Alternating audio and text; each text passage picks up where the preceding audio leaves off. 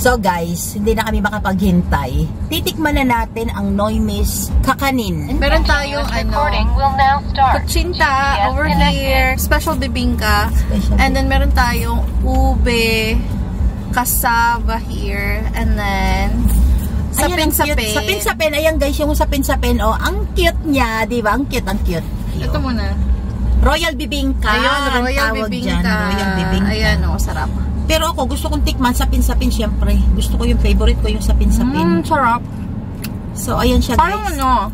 Sapin-sapin. Lasang tikoy. Kasi tunay siyang malagkit ito. Tunay na malagkit. Very good. Kasi pag hindi siya tunay na malagkit, hindi ko siya type. Hindi ko siya gusto. Try natin yung kutsinta. Ang sarap.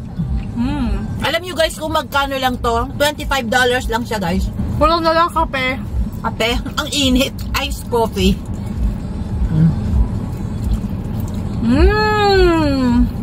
Ang sarap. Grabe. Kasaba. Para siyang leche flan na ang lasa. Ang sarap. Wow. Sarap, di ba? Ang lambot. Grabe. It melts in your mouth. Ito yata favorite ko. Perfect. Hindi na sayang ang $25 mo. Hindi na sayang ang gas mo para pumunta dito sa Noymes. Thank you so much guys for watching. I love you all.